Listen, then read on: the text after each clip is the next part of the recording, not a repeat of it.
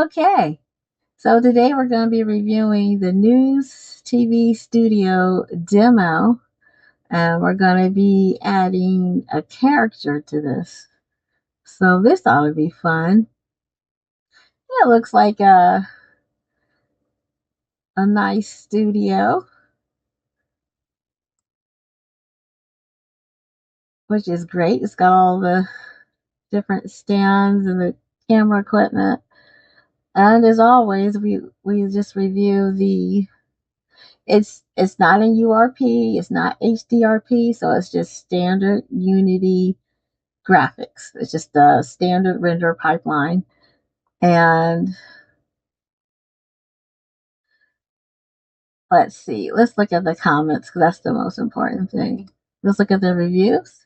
So it looks like all stars. Amazing work, well done. I'm absolutely happy with this. I'm happy with this. That's that. Thank you. So let's go ahead. Let's jump into Unity and let's look at the demo and let's add a character to the demo.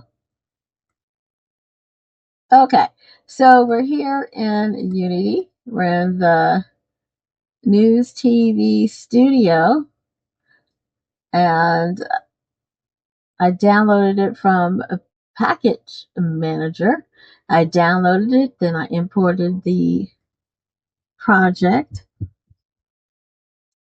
and I also downloaded a third-person controller to the project so the person could walk around in there, and it has all the prefabs. But what I wanted to do, I wanted to go to the demo scene, and it has two different scenes in here.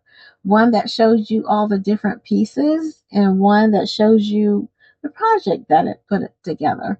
So let's go ahead and let's go into this demo since I already have it open. And I have my third person player here. And since it came with its own camera, I went ahead and deactivated the main camera that came with the package. All right, so I'm going to click on the game tab. I'm going to maximize. And let's see what this looks like.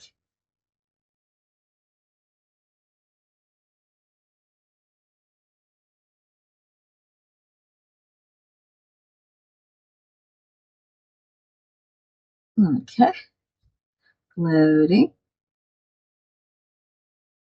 All right, here he is. He's in the news.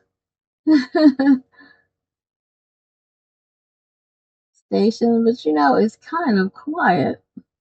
PR article as our main source that lays out a lot of the details. But we've got some additional notes and background info to add some context here. So, Yeah. First thing that jumped out at me, going through all this, is how surprisingly optimistic Hamas is being about these talks, which is not really their typical, style, is it? Not at all. Makes you wonder if there's been some sort of, strategic shift or if this is a tactic to gain leverage. But, if we look at their history, how they've approached negotiations, especially when they're under pressure, this feels kind of different. Yeah, especially with Israel being so quiet. Yeah. Right? Usually there's chatter from both sides, but this time it's almost like eerie silence. Well, there's that big elephant in the room, right? President-elect Trump's ultimatum. Right. He basically said if those hostages aren't released by the time he takes office, January 20th, there's going to be hell to pay. Hell to pay. Wow. That's quite the statement, isn't it? It's a very loaded statement. It's definitely adding fuel to the fire, I would imagine. Yeah. But is that kind of strong arming, actually helpful in this kind of delicate situation? Well, it's a gamble. Yeah. On the one hand, it could really light a fire under Hamas to get a deal done. On the other hand, it could totally backfire and make them just dig in even deeper. So. Right. Okay, so let's get into the actual proposed deal.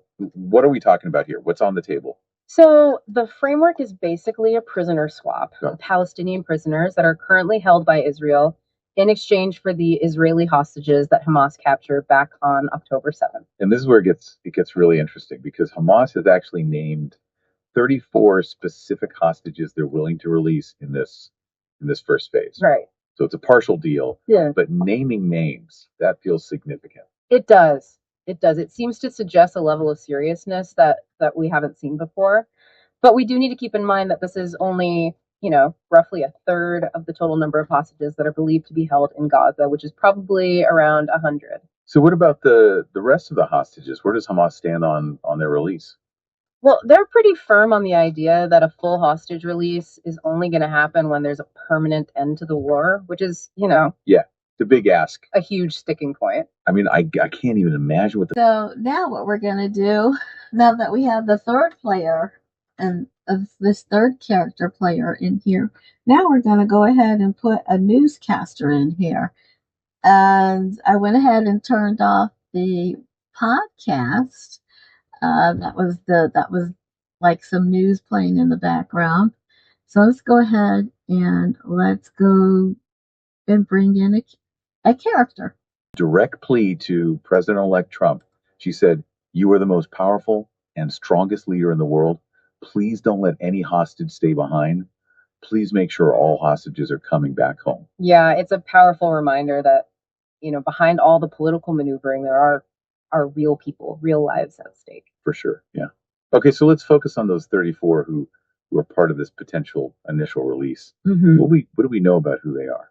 It seems like Hamas is prioritizing what they consider, humanitarian cases. So there are some female soldiers on the list, some civilian women. They've even named 2 infants.